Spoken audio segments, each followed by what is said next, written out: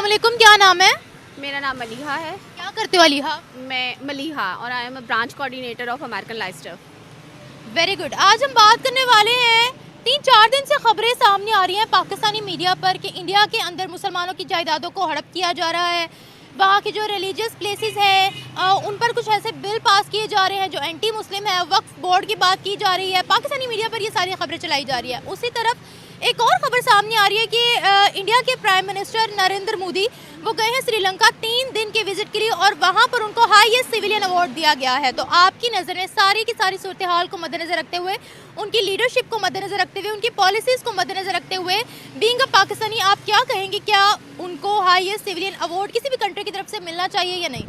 देखिए जी, पहली बात तो ये है कि बगैर एक पाकिस्तानी की होते हुए और 22 होते हुए, इसके बावजूद भी अगर आप इंसानियत की बेसिस पे देखें, ह्यूमन बेसिस पे देखें, तो जो बंदा एक आम बंदों को कत्लेआम कह रहा है, इंडिया तो बड़ा स्कॉलर ब्रांच बनता है कि हम लोग बहुत हर एक का हकूक़ देते हैं, आज़ादी देते हैं, लेकिन उसके बावजूद आप जहाँ पे कत्लो गारत देखते हैं, सिर्फ मुसलमान ही नहीं, वहाँ पे ना क्रिश्चियन महफूज है, ना कोई उनकी अपनी ज़ात जो शूदर वगैरह हैं वो भी महसूस नहीं है। तो वो बंदा तो बगैर किसी ओहदे का मुस्तहिक नहीं है, बजाय उसके कि उसको चाहे का कोई अवार्ड दिया जाए।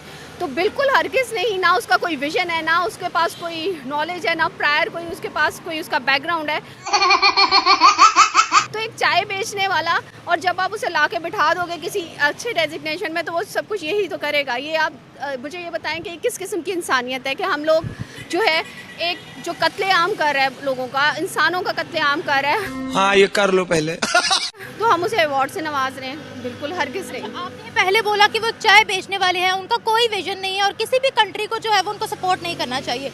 मैंने अभी सिर्फ श्रीलंका की बात की, अगर इससे पहले हम मुस्लिम वर्ल्ड की ही बात करें, मुस्लिम कंट्रीज़ की ही बात करें, ओमान की बात करें, इजिप्ट की बात करें, गायना की बात करें, मालदीव्स की बात करें, दुबई की बात करें, सऊदीया की बात करें, इन मुस्लिम कंट्रीज़ में, इवन फ़लस्तीन की भी अगर हम बात करें, इन्होंने भी प्राइम मिनिस्टर मोदी को अपने हाईएस्ट सिविलियन अवार्ड्स क्यों दिए? क्या उनको नज़र नहीं आता कि वहाँ पर जो है वो मुसलमानों पर बड़े जुल्म हो रहे हैं, कश्मीर पर बड़े जुल्म हो रहे हैं, प्राइम मिनिस्टर मोदी का कोई विजन नहीं है? वो फिर क्यों देती हैं प्राइम मिनिस्टर मोदी को इतने बड़े बड़े अवार्ड और कहते हैं कि हमने तो आपके साथ ताल्लुकात बनाने हैं? देखिए सही पकड़े हैं। देखिए जी, बात इसमें ये आ जाती है, जब आप अपना पर्सनल इंटरेस्ट देखते हैं ना, चलें पर्सनल इंटरेस्ट ना सही, आप एक कंट्री के हवाले से बन के सोचते हैं कि हम इसको सिविलियन अवार्ड देंगे या हम किसी भी अवार्ड से उसे नवाजेंगे और उसके बदले में हमें क्या चीज़ मिलेगी या हमें उससे क्या फेवर्स मिलनी है, तो फिर इसी तरह जंगल का कानून होता है। आप किसी को नवाजते हैं, वो आपको नवाजता है, वो लेने और देने के असूल के तहत चल रहे हैं।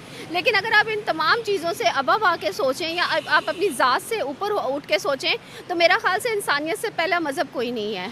तो उस लिहाज से अगर आप किसी को कहते हैं कि जैसे अब इसका मुआवजा करना, कंपैरिजन करना कोई सही बात तो नहीं है, लेकिन अगर आप कायदे आज़म को देखें तो उन्होंने सबसे पहले फरमाया था कि हमारी मुल्क में अक़लियत और जो है हमारी दूसरी ज़ात के हिंदू, जो हम अपना आप देखें हमारी उसमें कितनी नेशंस रहती हैं और कितनी आज़ादी से वो अपने किसी भी त्यौहार को सेलिब्रेट कर सकती हैं।